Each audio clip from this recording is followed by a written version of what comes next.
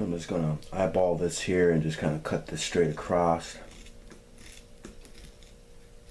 And we can kind of discard this. We don't really need this for anything. All right, so I want to kind of cut this in half. And I really hate to do so, but it's part of the design. So I'm just folding it in half, and then I'm just gonna find the midpoint and just cut this in half.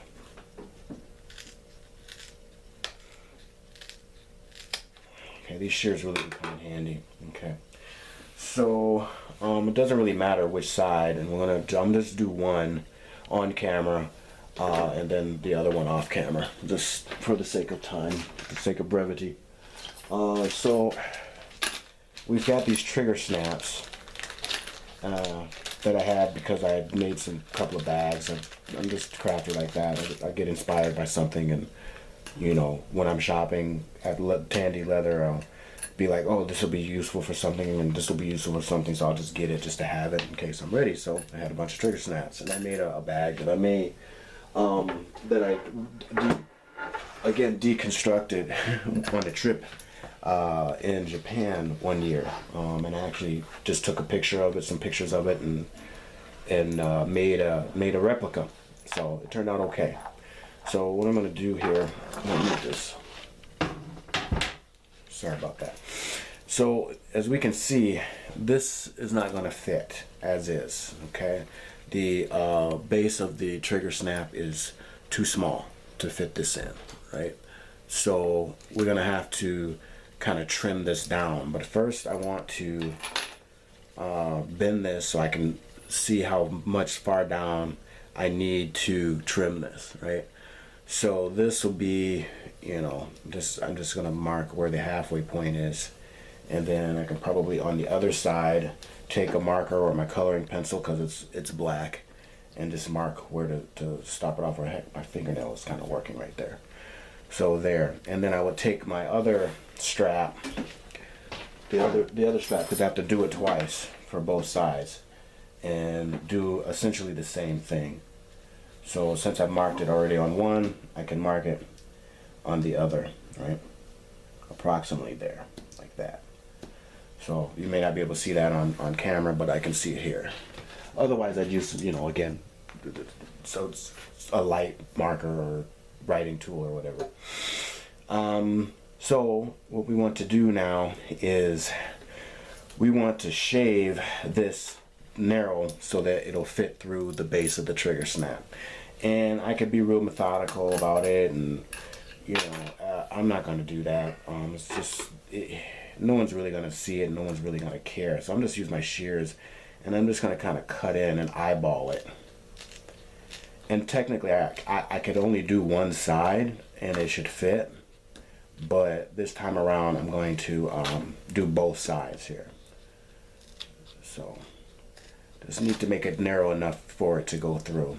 And the shears, I may end up using the utility blade. So let me pull that out, because I don't want it too narrow, but then I don't want it's not thick enough, right? So I've got my utility blade here. Okay, and then all I really want to do is just kind of, it's dark against dark, so it's probably hard to see on camera, but I'm just gonna kind of cut this in and eyeball it.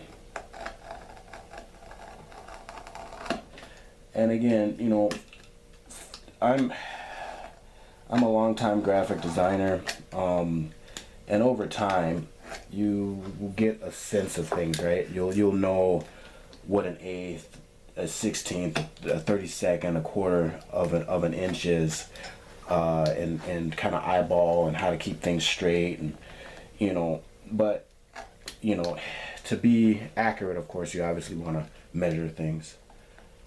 And again, if I was doing this for someone for payment, I would be accurate. I wouldn't just be sloppy about it. Now I want to do the other side. But for me, you know, it's good enough, right? For the most part, as long as it fits through the belt, the trigger snap. And again, a ruler helps with safety. because it guards against me slipping. So that's why it's good to have sharp tools. And I need to change out this utility blade actually. Alright. So we've got this more or less small enough or tapered the way I'd like it to be tapered. So I'm gonna make sure one end is kind of splaying out a bit. There. So now we'll get our trigger snap, wherever that went. And this should fit now, just by eyeballing it. And if I have to taper it or cut some more, that's what I'll do. So it doesn't quite fit yet, so I'll just kind of whittle it down so it does fit in there. Like that.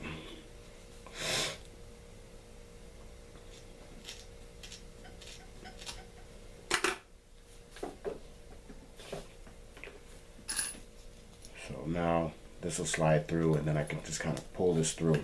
It's okay if it's tight, right? So now we've got our trigger snap on here, and then I'm going to fold it down to my line that I marked with my finger. Just round this out here. And this is where we're going to put some rivets. Okay, I want to put 2 rivets here, bang, bang, like that, right? And on here, you know, I can kind of just use my X-Acto blade, and I'm just marking where I'm going to put the rivets. You know, again, I just talked about measurements. You could measure if you want to be consistent. I'm not going to do all that right now. So this is where I've made 2 tick marks, which is where I'm going to put my rivet holes. Now on my hole punch, and again, if you don't have a hole punch, a cool way to make rivet holes is, or to make holes, is to take your utility blade or your cutting tool and just kind of make an X, and then take, like, you know, like I've been using a chopstick or a pen or a pencil or something, and just poke it through. That'd be just good enough, right? In case you don't have the resources to get one of these cool tools, to put the punch tools. So that's just a little tip there. I think that one should be fine. And then I'm just gonna hole punch like that and hole punch the other. Now, once I get the holes punched on this one, I'll do the other one, okay? And so that they're more or less the same, you know. So I don't need to go through the whole measurement process, right? So I'm gonna punch through the hole punch to the other side, like that, and then go to the other one and punch through like that, like so. Okay, so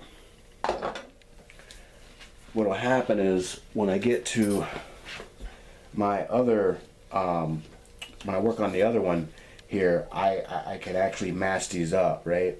So once I narrow this down, I could match the 2 holes and punch it again, so I don't have to remeasure anything.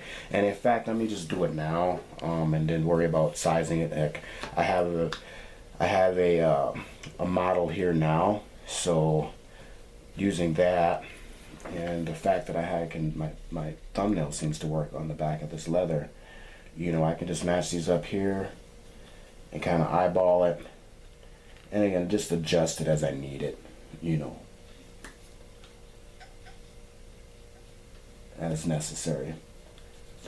Okay, so next, making sure everything is aligned up, I can just go ahead and take my hole punch and go through the same holes, so I don't have to do what I just did again. Okay, just for the sake of consistency.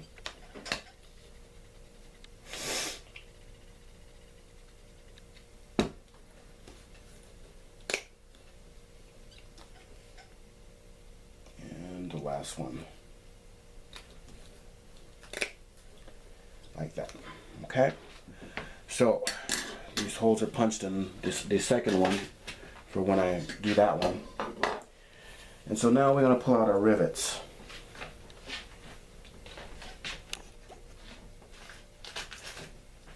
So yeah, I've got a whole bag of dark colored rivets. They generally come in gold or matte, black, or you know, dark colored. And obviously I've used these before. And as I explained previously, there is a male and female part to the rivets. There's the rivet end, and which is what I'm pulling out. Oh, this is probably, that's all that there is. And then there's caps. Okay. So yeah, you can see here there's a male part and a female part that it sits into, and these might be a little big.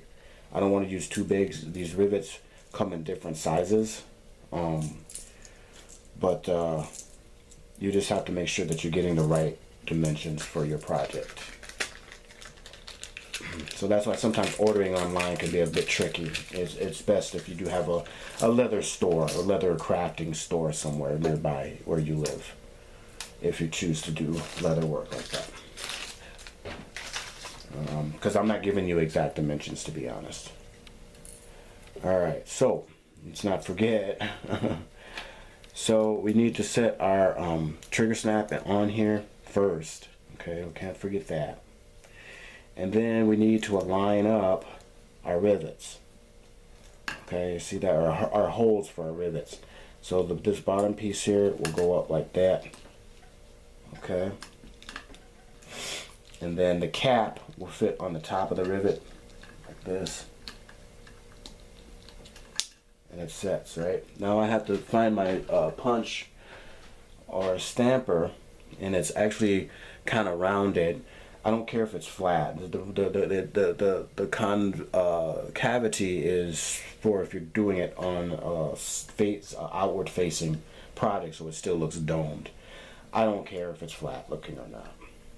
Otherwise, there's an anvil that it sits into. That's a metal anvil that is concave as well, so that the other side looks domed. But I don't care about that. So you just take your hammer and your stamper and you give some good sharp whacks. Okay, and that stamps it in. Okay, I didn't do a really good job because it slipped, but this is not going to be seen anyways, right? And that's in there. As I've shown previously, if you do make a mistake or you need to change these out, maybe the trigger snap breaks or something like that, you can use some aluminum snips and snip them, cut the rivets off.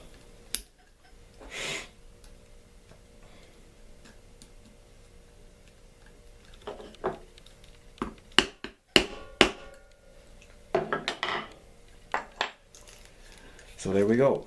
So that's the first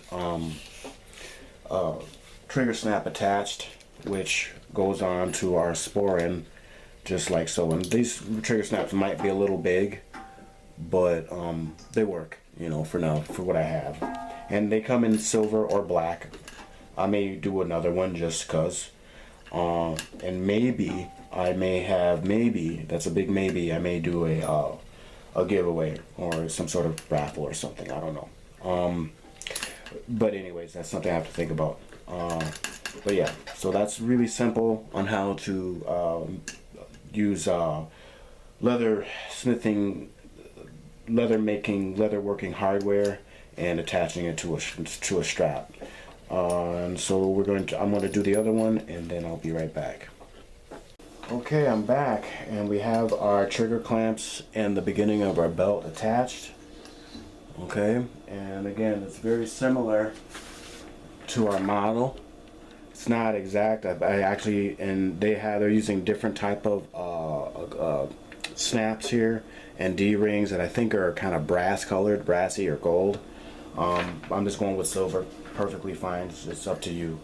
And then I could take some sandpaper and smooth out some of the rough edges, but essentially this is almost there as far as being ready to be worn. Alright, so now the next part comes of measuring this around my waist, so we can fit the buckle on. Okay, so one end is going to be the buckle, the other end is going to slide into the buckle. Okay, And again, I may have to do the same thing because I have many different size buckles. Some are too big, some are too small, and the ones in the middle that I have just don't fit this particular width of stamped out belt that I got.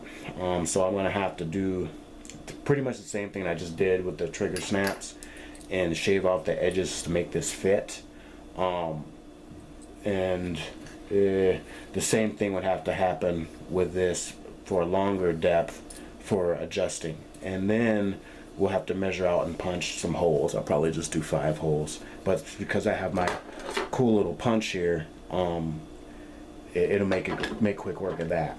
Okay, so let's try and get the buckle on here.